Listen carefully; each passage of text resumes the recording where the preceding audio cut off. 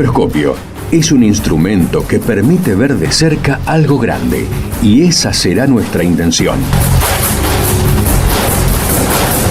Acercarnos desde las pequeñas historias personales y sus recorridos al sistema científico nacional.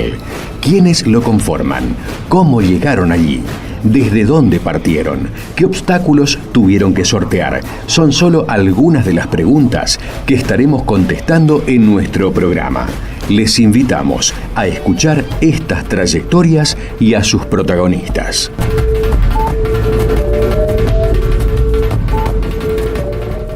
Buenas tardes, estamos aquí en Macroscopio como todos los lunes por FM Universidad. Hoy hablamos con la doctora María Gisela Haddad.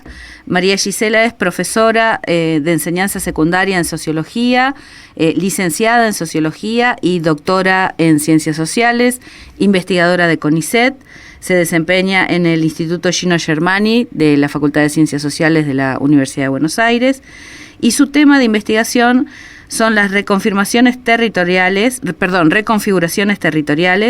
impactos ambientales y construcción de alternativas productivas, comunidades mapuches y de crianceros y la explotación de hidrocarburos en Vaca Muerta, Añelo, Neuquén. Largo el título como para equivocarme. Buenas tardes, Gisela, un gusto que estés aquí en Macroscopio. Hola, ¿qué tal, Sandra? Buenas tardes, el gusto es mío, muchas gracias por la invitación y bueno, acá. Bien, contame un poquito, Gisela, ¿cómo fue que decidiste tu carrera? ¿Qué te llevó a estudiar sociología? Bueno, la verdad que ya sé bastante de esto. Lo cierto es que hacia el final de la escuela secundaria me interesaba mucho seguir una carrera vinculada con lo social.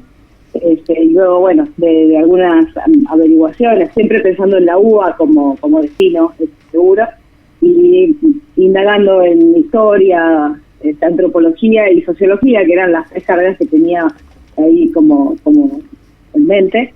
Bueno, me pareció que sociología era la que me podía brindar un marco más teórico y realmente creo que así fue, porque lo que me gustaba más era poder pensar problematizando lo social. Uh-huh. Me sigue gustando mucho la historia de la antropología, porque de hecho después, sobre todo la antropología, la he ido abordando desde mi práctica, pero bueno, nada, me decidí por sociología y la verdad que no me arrepiento para nada de la elección. La carrera es una carrera muy linda de cursar.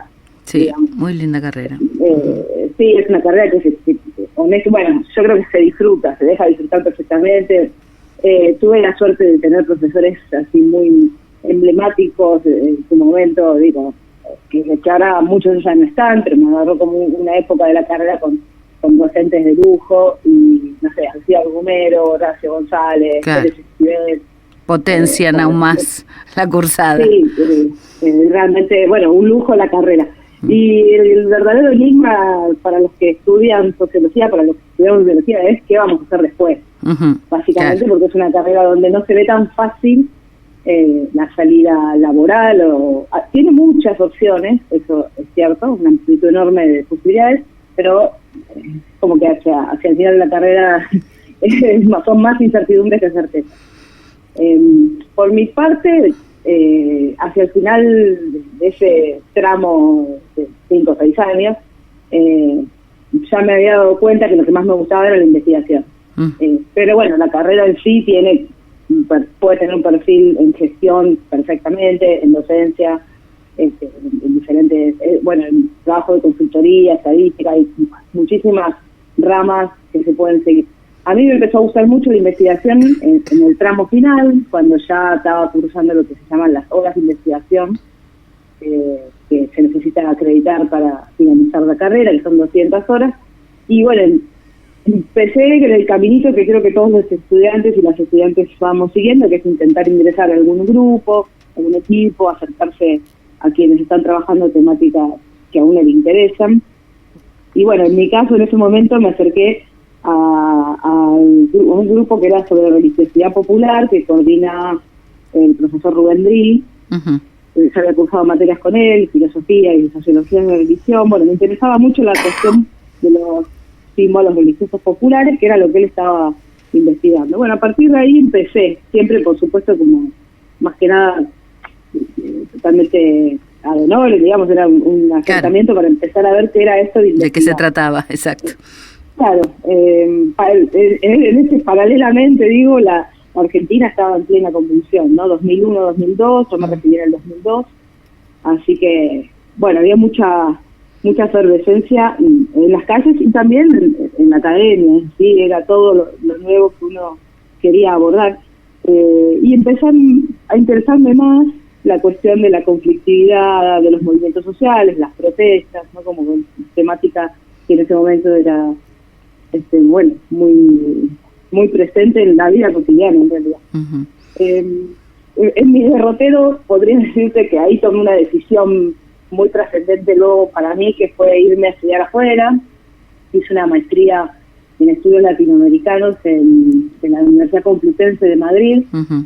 Y porque sentía que quería seguir estudiando, pero quería ir como con otros horizontes, en realidad como tener un nuevo, ¿cómo decirlo? Tener nuevas perspectivas en realidad, ¿no? Una mirada diferente porque, bueno, quería salir de lo endogámico que es la uva también, que me encanta, pero bueno, era el momento que quería respirar otros aires. Bueno, y así fue, así que me fui, estuve un año y medio más o menos, hasta que, bueno, cursé, hice la tesis, defendí la tesis. Y a la vuelta, ahí sí fue como el momento de, bueno, ahí definición total, y me acerqué al grupo de estudios rurales, el grupo de estudios de los movimientos sociales de América Latina, el CERGENTAL, que coordinaba la profesora Norma Giarraca en ese momento. Todos, bueno, todos grandes popes de sí, las ciencias sociales. Sí, por supuesto. Y Norma, bueno, fue mi directora, mi mentora, bueno, mi maestra, por sobre todas las cosas, hasta su fallecimiento, que falleció en 2015. Y bueno, nada, después entré ahí como me acerqué a Norma, le conté mis inquietudes,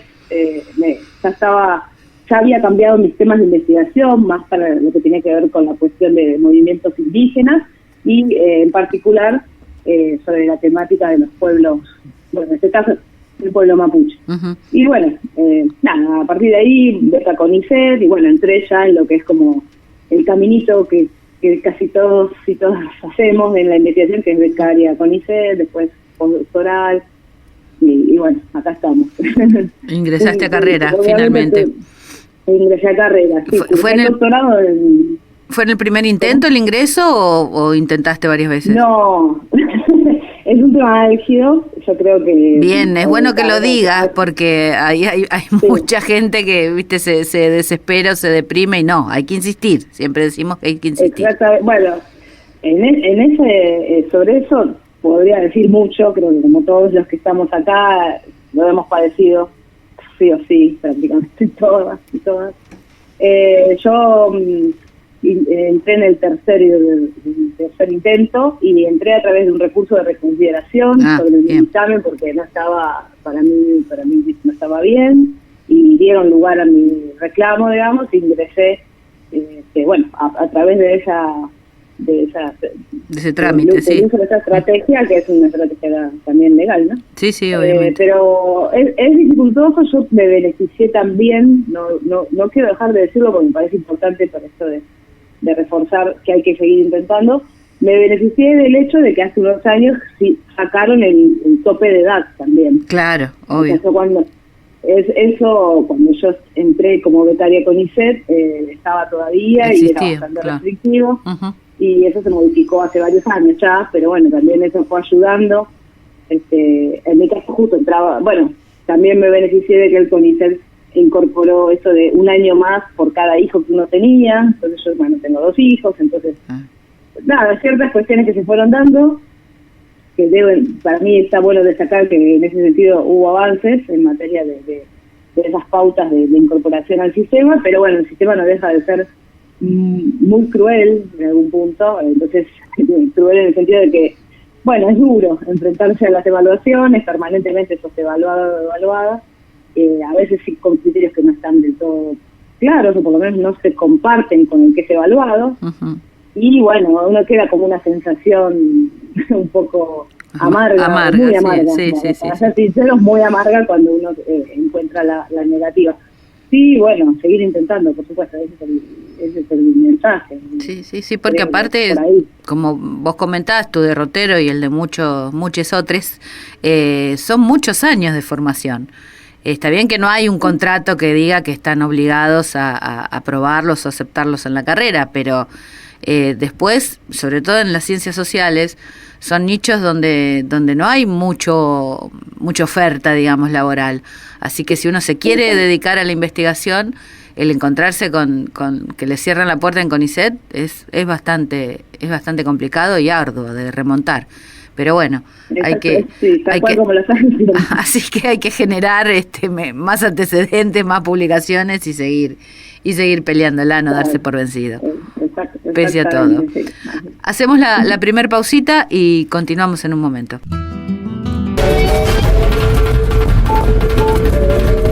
Macroscopio. Ver de cerca algo grande. Seguimos hablando con la doctora Gisela Haddad, investigadora de CONICET. Están contando sus primeros pasos en la investigación, su derrotero académico, su ingreso a CONICET. Me decís que en algún momento, bueno, siempre tuviste el interés sobre por los movimientos sociales, los conflictos sociales que se daban en el país, y en algún punto me virás al tema de indígenas, o no, quizás no viraste, simplemente decidiste ponderar eso más que otros movimientos. ¿Por qué te decidís por la cuestión indígena? Sí, no hubo un viraje en sí, porque todavía en ese momento no había no me había definido claramente por otras temáticas u otras dimensiones. Más bien fue como la elección cuando empecé la maestría y a partir de ahí continué. Bien. La verdad que fue un tema que desde la carrera misma me interesaba y en la carrera no tuve mucha oportunidad de desarrollar porque en general no se trabaja mucho sobre estas temáticas de pueblos indígenas concretamente en la carrera de grado de sociología, ¿no? Claro. Entonces ya tenía esa inquietud. Entonces, la verdad que creo que tenía que ver también en parte por la misma razón que me interesaba estudiar antropología, digamos, siempre me llamaba la atención como digo, la temática y ese actor social en concreto por su resiliencia, por su permanencia, por todo el contenido cultural que portaba, sin haberme metido en la problematización y en los conflictos, ¿no? De entrada era más un interés así como de observadora. Paralelamente me empieza a interesar la conflictividad, o sea, más que nada esa dimensión del conflicto y la protesta, los movimientos, la acción colectiva. Bueno, ahí obviamente como que lo primero que me viene a la mente fue mirar lo que pasaba con los pueblos indígenas en esa dimensión. A partir de ahí se fue... lo fui enriqueciendo, agregando, incorporando permanentemente muchos de los temas que el propio equipo de trabajo tenía en carpeta, digamos, cuando estaba Norma y en la actualidad también. Nuestro equipo trabaja muy colectivamente, discutimos mucho, debatimos las temáticas, los aportes teóricos, entonces se va como todo el grupo de alguna forma enriqueciendo con esos debates. Yo empecé a incorporar primero la cuestión del territorio, entonces esa dimensión que por sí es una dimensión súper compleja, multifactorial, y después me empezó, cuando empiezo a estudiar un poco qué pasaba con los pueblos mapuche, con el pueblo mapuche, con las comunidades en particular, me llamó la atención toda una enorme presencia de la juventud, de jóvenes, que tenían una experiencia muy fuerte cultural, pero también de movilización política, de militancia, digamos, sobre todo en la zona andina de Río Negro, lo que es Bariloche y alrededores. Entonces empiezo como a problematizar desde ahí, a ver qué era esto de la identidad indígena. Había una construcción, de qué elementos se conformaba, qué pasaba con las miradas del indígena dentro de lo que es en sí el pueblo mapuche, que eran más tradicionales, que no tenían todo este elemento juvenil que era muy distinto. Me refiero a desde la música hasta las expresiones más estéticas. Existían en ese momento grupos musicales como los mapunkis, o sea, que hacían punk mapuche. A mí eso me pareció súper interesante y me empecé a meter. Eso un poco todo en el marco de la tesis doctoral, ¿no?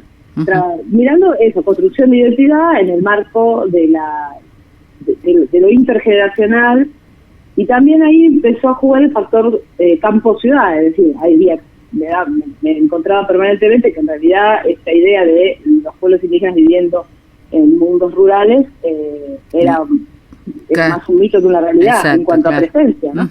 Entonces empiezo también ahí a ver qué pasaba con lo urbano, o con lo rural y lo urbano. Eso fue un poco el marco en sí que fui desarrollando en la tesis.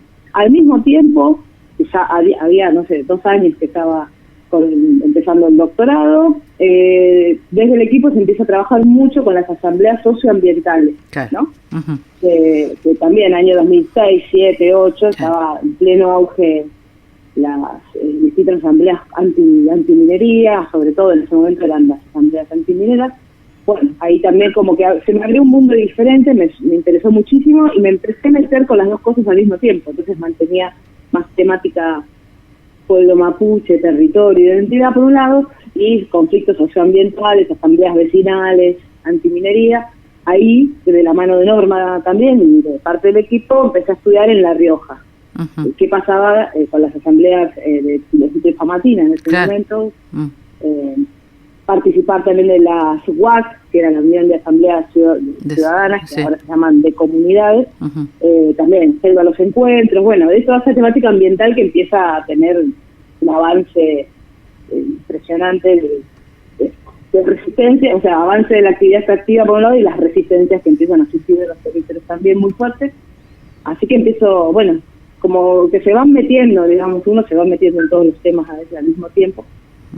Difícil trazar líneas que lo dividan, porque en definitiva en las asambleas también había permanentemente salía el tema territorio, pueblos indígenas también. Obviamente, claro.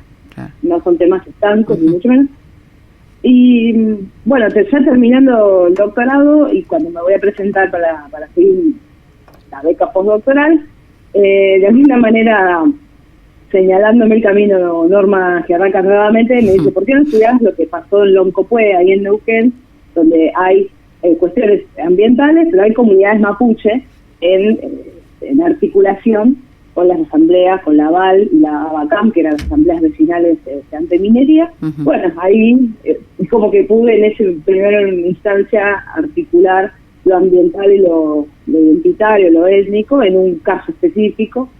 Así que así fue. Y ahí llegaste al territorio, digamos, ahí ahí me fui acercando al territorio actual, claro. Sí. ¿Y cómo fue ese primer acercamiento? ¿Cómo llegaste a la zona? ¿Cómo te contactaste con la gente? ¿Fue fácil? ¿Fue complicado? Bueno, nunca es del todo fácil, en general siempre es a través de personas que puedan intermediar en cuanto a darte un contacto, digo, no es común llegar a un lugar y empezar a buscar en un lugar, ¿no? Realmente se establecen los contactos antes, pero hasta que uno no va tampoco puede hacer esta bola de nieve que es como un poco la forma, ¿no? De uno me dice uno y me dice otros dos y así vos vas contactando. Claro, en general fue así, ahí me tuve también muchas ayudas, esto siempre me llama la atención, muchas veces son cosas fortuitas, de lo que te abre el campo, que es una de las formas que solemos decir, como a partir de tal contacto se te abre todo, como que se te habilita muchas veces los contactos que a veces no son tan sencillos de conseguir. Y en este caso fue mi prima que vive en Neuquén y que de casualidad conocía a una de las principales activistas y que militó fuertemente la lucha antiminería en Loncopué, pero la conocía por otras cuestiones. Me pasó su teléfono y fue casual que yo me enterara que mi prima la conocía, son esas cosas que realmente son fortuitas, y así llegué. Pero bueno, una vez ahí, de boca en boca, pude ir tratando de tratar de hacer el mapa de actores, de entrevistar a todos los doctores, visitar el lugar también, porque yo siento que hasta que uno no va al lugar es muy difícil poder hablar de lo que sea. Fundamental. Desde una mirada territorial tenés que sentir el lugar, siempre pienso lo mismo, hasta que uno no va al primer trabajo de campo, que eso generalmente es después de haber presentado un proyecto y de haber escrito algo sobre eso, porque hay que presentar los proyectos antes. Claro. Pero hasta que uno no va realmente, es como que, bueno, te está faltando esos inputs que te da el poder recorrer el territorio también con la mirada y con todo lo que uno le pone. No, es fundamental, el trabajo de campo es fundamental, es indispensable para las ciencias sociales, no podría existir si no se llega, ¿no?, a estar con la gente. Y también aprendés lo que me decías vos, ¿no? Esa cosa que, bueno, ese mito de que todos los indígenas viven en zonas rurales, bueno, ahí ya directamente te das cuenta que no es así o no es tan así. Y eso se aprende yendo al lugar, digamos, ¿no? Por TV o desde Buenos Aires no, o de donde estés no se podría ver. Tal cual, sí. Sí, eso de los preconceptos, uno va obviamente con todos los preconceptos al campo, pero bueno, también está para eso. Sabemos que la mirada del campo enriquece la teoría enriquece la empiria, es un ida y vuelta, una cuestión dialéctica permanente en ese sentido. Pero sí, hay cosas que además las ves muy palpables cuando vas, es innegable y que a la distancia no era posible realmente hacerse una idea de la magnitud. Bueno, un poco me pasó en Añelo, digamos, en el campo actual, en el que estamos trabajando ahora. Uh-huh. Después, para seguir un poco el orden cronológico, ya después de cerrar un poco la abordaje de lo que pasó en Loncopué, yo ya me presenté a carrera queriendo meterme de lleno al caso extractivismo de hidrocarburos y comunidades mapuches y crianceras, a diferentes actores, en Vaca Muerta, que bueno, por supuesto es el corazón del fracking, entonces también era el lugar, ¿no? Ahí era. Donde había que ir. Ahí había que ir. Ahora hacemos una breve pausa y ahora empezamos a hablar bien de tu tema actual.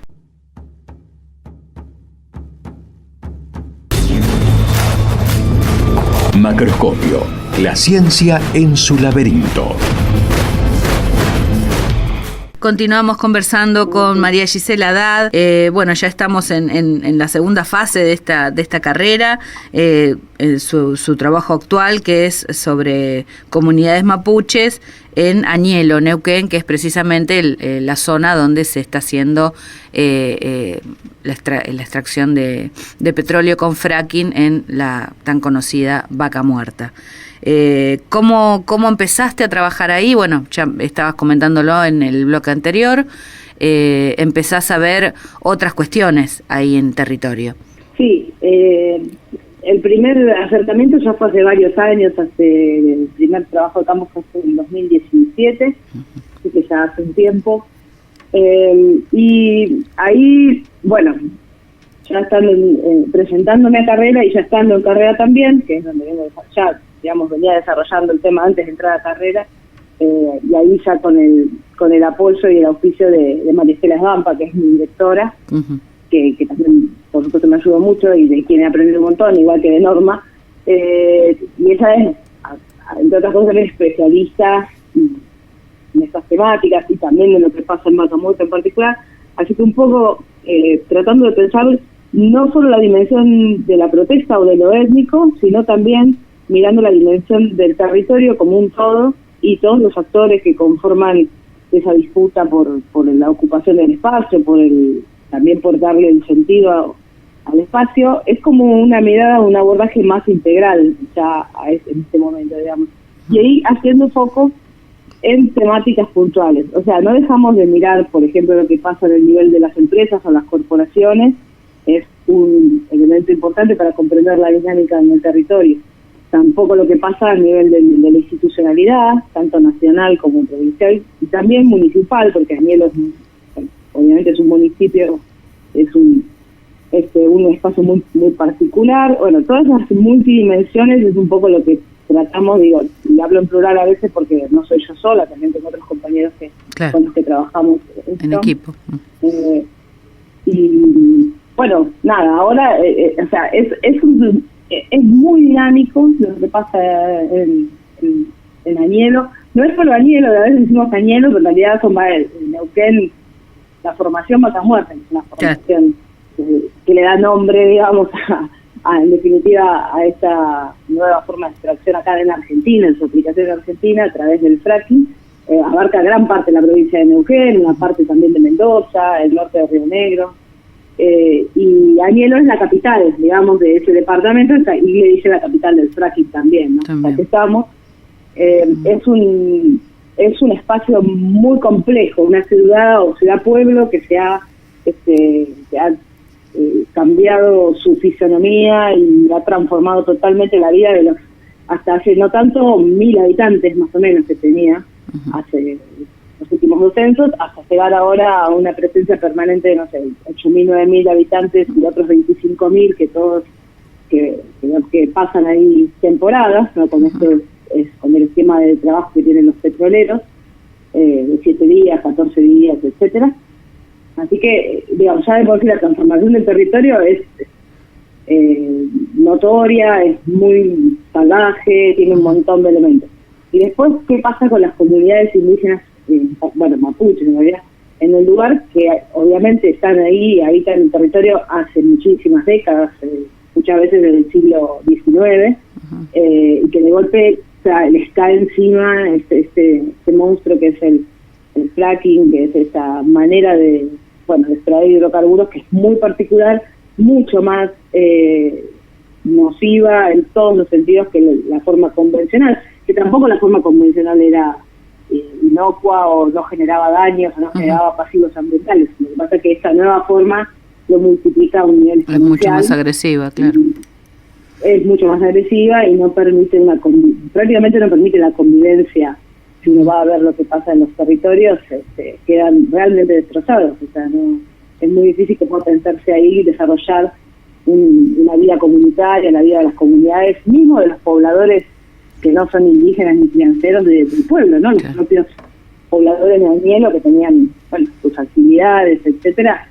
Se les transformó la vida. Eso te quería preguntar, ¿cómo era cuando vos, si bien vos llegás ya con este tema instalado, cómo era la dinámica de ese lugar antes del fracking, ¿no? Bueno, Añelo, el pueblo en sí, era un pequeño, uno de los tantos pueblos que uno puede conocer en la Argentina profunda, que tienen una actividad productiva vinculada, en este caso, en esta zona, más que nada a la ganadería menor, o sea, caprina y ovina, de los pobladores, muchas veces a nivel de subsistencia, pequeñas producciones hortícolas.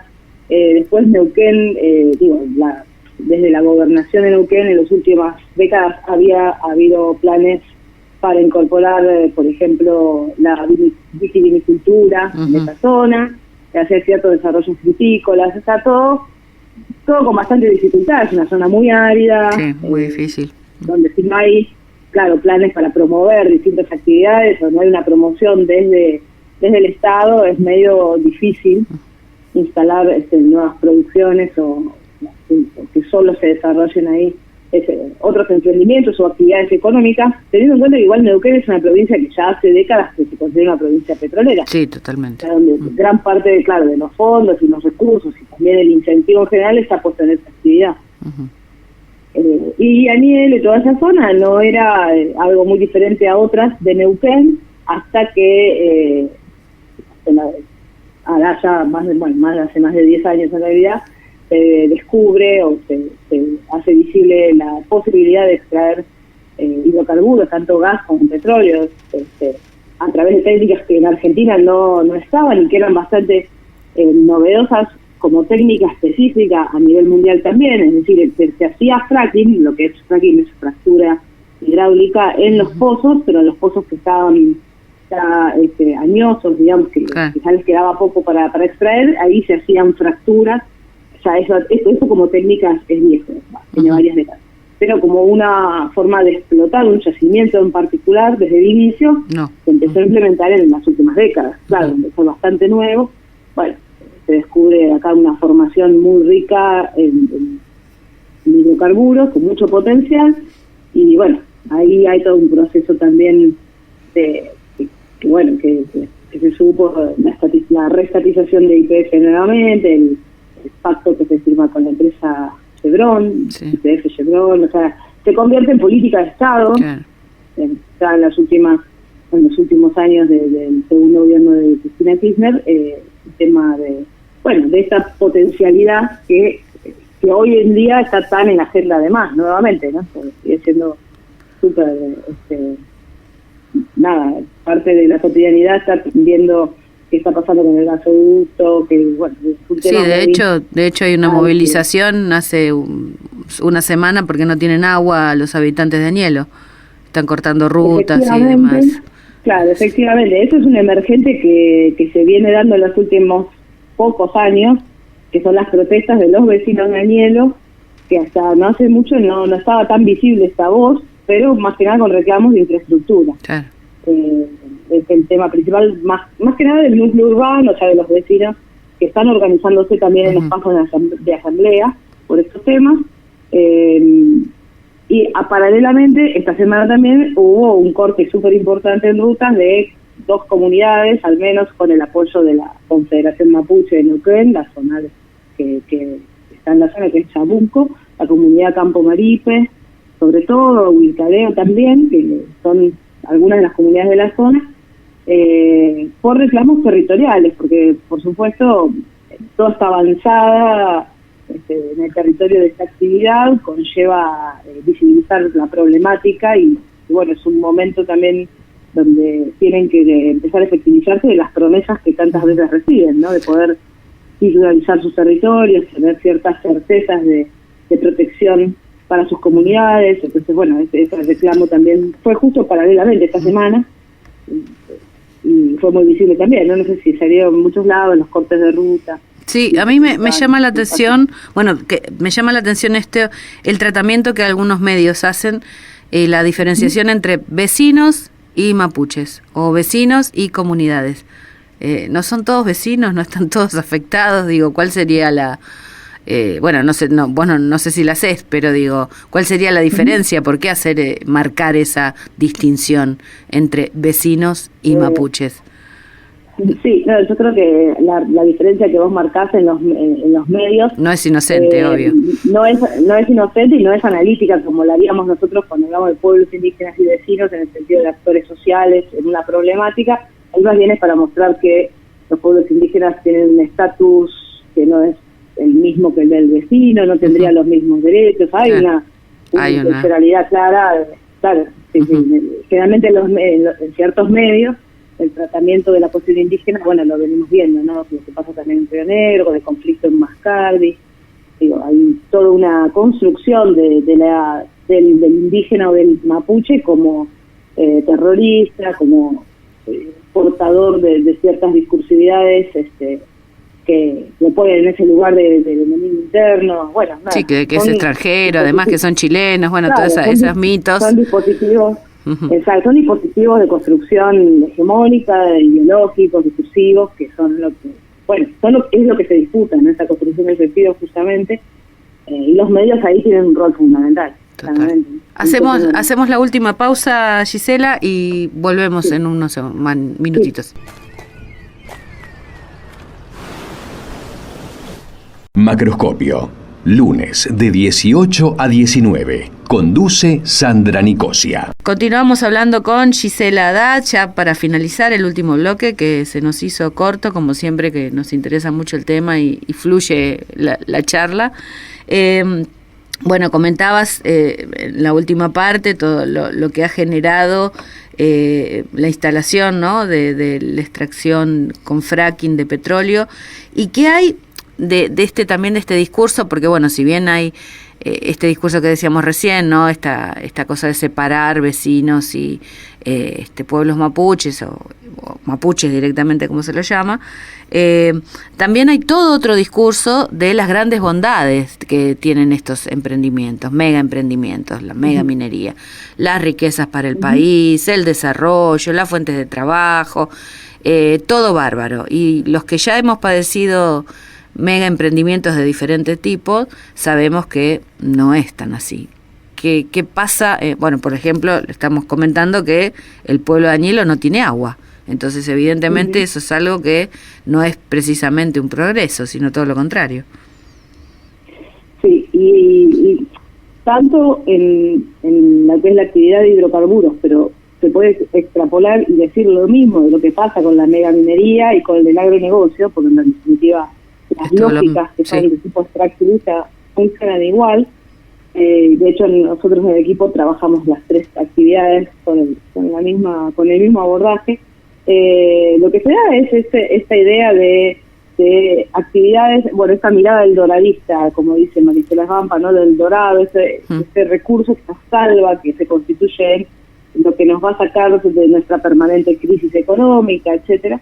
Ahora muy atravesado por el tema de la necesidad de generar divisas, o sea, todo siempre condimentado con la coyuntura del momento, que sabemos que después, en general, nunca se traduce en mejoras concretas para los pueblos, pero tampoco ni siquiera grandes mejoras en términos de que las regalías que permiten grandes desarrollos de ningún tipo. Pero en realidad es una gran promesa vacía, en definitiva. Nunca se cumple. Claro, que a los pocos años se ve. O sea, ni siquiera es que hay que esperar mucho para darse cuenta de que eso sí pasó con la minería en Catamarca, con la lumbrera, y todas las, en general, en cada provincia lo mismo. Pasa con el agronegocio cuando uno no tiene en cuenta todas esas externalidades, como es la fumigación, como es el tema de los suelos, el tema de lo que es el monocultivo, la deforestación, claro. La deforestación, exactamente, los arrinconamientos poblacionales, o sea, todo eso es parte de, o sea, cuando uno sacrifica en definitiva todas las riquezas de las producciones regionales, todo lo que en general una matriz diversificada puede darle al país por una elección hacia la monoproducción, el monocultivo o una actividad reprimarizadora de la economía como son estas, las consecuencias para la gente ni hablar, que son prácticamente todas negativas, o sea, no hay, diría todas negativas, no sé, por no ser tan taxativa, pero diría muy poco podemos decir que hay beneficio en todo esto. Además de que, bueno, en el caso de los pueblos indígenas, se están vulnerando derechos particulares y específicos que tienen los pueblos indígenas, por ser tales, por ser reconocidos constitucionalmente como preexistentes y con el estatus de pueblo, como es este derecho a la consulta previa, libre e informada sobre lo que se quiere que haga en sus territorios, ¿no? Eso se vulnera permanentemente. O sea, hay como distintas capas de problemas, y en el caso donde hay comunidades indígenas, bueno, creo que ya de por sí el Estado tiene una deuda histórica, se suman deudas permanentes, o sea, no solamente no se recompone, o no se puede hacer una instancia de, bueno, nada de eso, de recomponer la deuda histórica, sino que se siguen agravando las problemáticas, y para los pobladores que no son indígenas, o sea, el vecino, por poner una categoría que, bueno, es bastante difusa, pero bueno, también, digo, a Añelo ha llegado de golpe una aluvión de gente que podría ser posibilidades de negocio, podría generarse, no sé, emprendimientos de todo tipo, pero claro, lo que no llega es nada que sostenga un crecimiento equilibrado, no hay una planificación urbana, no hay una planificación de... El tema del agua es básico, pero agua, electricidad... infraestructura. Rutas, escuelas, hospitales, o sea... Hasta el 2017 Añelo no tenía comisaría siquiera, o sea, tenía estatus que ni siquiera tenía una comisaría propia. Había que ir a San Patricio del Cañar, que es cerca. Hospital es un tema funeral y tampoco. O sea, que es básico. O sea, realmente es difícil ir a decir, ahí pararse el Añelo y decir esto es el progreso, porque... no, esto es todo lo contrario. Claro. Evidentemente ese discurso se cae con el solo hecho de ir a Añelo y ver. Sin embargo... planteás que hay construcción de alternativas productivas, ¿no? Para la megaminería, por supuesto, pues siendo política de Estado, la solución a eso sería que se voten otros dirigentes con otras políticas. No estaría viendo en el panorama futuro cambios en la política de ese tipo, pero sí en la organización de la gente, de las comunidades, entendiendo personalmente comunidades como toda la comunidad, como toda la población, en buscar otras alternativas de subsistencia, ¿no? Porque tienen que seguir viviendo ahí. Eso es así como lo estás diciendo, es así. La generación de alternativas generalmente van paralelo al avance de estas actividades extractivas, y es lo que la construcción de alternativas y la organización política, en definitiva la organización de los vecinos o de las comunidades distintas, para defender sus territorios es lo que han de alguna manera mantenido en ciertos lugares, o frenado en algunos casos, más o menos, el avance simplemente de estas políticas. Uh-huh. Y pienso mucho sobre todo en el tema de minería, es donde más se puede ver. En minería ha sido notable la lucha de los pobladores, en Neuquén, en La Rioja, impresionante, también las comunidades indígenas, ahora el tema del litio, es otro tema. En Catamarca también, sí. Claro, sí, Catamarca, Salta, San Jujuy, bueno, toda la cordillera. Uh-huh. Pero, a ver, es permanente la generación de alternativas. En el caso, por ejemplo, del agronegocio, el avance que está teniendo ahora la agroecología como alternativa real, existente y realmente con enormes potencialidades uh-huh. y posibilidades, es increíble. Y eso es un uh-huh. fenómeno de los últimos años, sí. que ahora lo estamos viendo cada vez más presente y realmente, obviamente existen alternativas a cualquiera de estas devastaciones territoriales que sí, no se pueden aceptar. Necesariamente, Entonces, además deben existir. Claro, la alternativa, a veces también decimos, y esto es como medio, lo vengo escuchando bastante, que a veces se le pide a los pobladores mismos que busquen alternativas, claro, digamos, encima. que tuviera que ocurrir o a los pobladores o a los investigadores, y entonces que, bueno, lo buscamos entre todos, de todas maneras. Claro. El tema es no optar por políticas que en definitiva son políticas de muerte para la población. O sea, es un costo muy alto para ese, entre comillas, desarrollo. Definitivamente. Sí.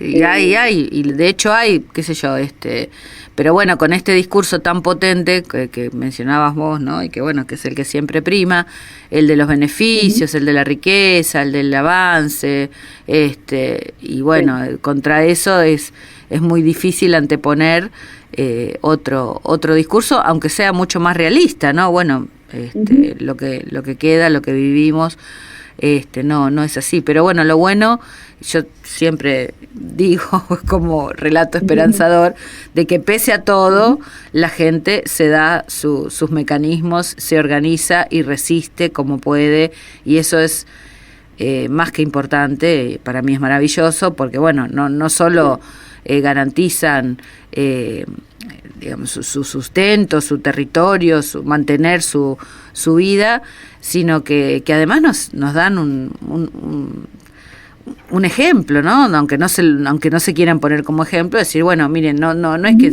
a todo tenemos que bajar la cabeza y resignarnos.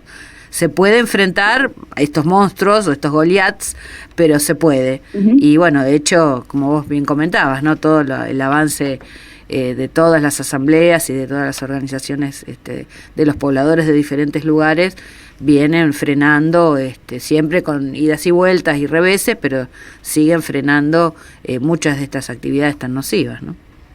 Sí, a veces ni siquiera son organizaciones, a veces es el pueblo, ¿no? Sí, totalmente. La potencia, claro, como el Chubutazo, como el caso por la ley del agua en Mendoza, que es, uh-huh. es la gente. Sí, cuando decía organizaciones me refería a eso, ¿no? A cómo se organiza la gente, claro. Y se da sus mecanismos. ¿Cuál es el futuro próximo de tu carrera, Giselle? ¿Vas a seguir con este tema? Profundizando, tenés para trabajar más, por supuesto. Sí, siempre, bueno, como siempre hay problemas, siempre hay temas. Siempre hay temas, exacto. Varias cosas. Por un lado estamos trabajando en el equipo mismo también, y yo más personalmente me estoy metiendo más con temas justamente de las alternativas agroecológicas. Entonces ahí con los emprendimientos o con las organizaciones como la Unión de Trabajadores de la Tierra, por ejemplo. Ah, buenísimo. En el equipo hace mucho que se trabaja en estas líneas, yo me estoy metiendo en los últimos 3 años un poco más. Eso por un lado, en el marco de esto, ¿no? De alternativas, de pensar la alternativa. Y quizás también, bueno, no sé, a mí siempre como... por ahora el tema vaca muerta no se ha agotado, ni mucho menos, creo que voy a seguir un tiempo todo. Bueno, uh-huh. Uno no pierde nunca el interés, digo, yo sigo muy enganchada con lo que pasa en Chilecito y Famatina, aunque hace años que ya no es mi tema, o lo que pasa en cualquiera de estos lugares. Pero bueno, eso quizás algo de ver un poco qué pasa con otras formas de minería, como el tema del litio.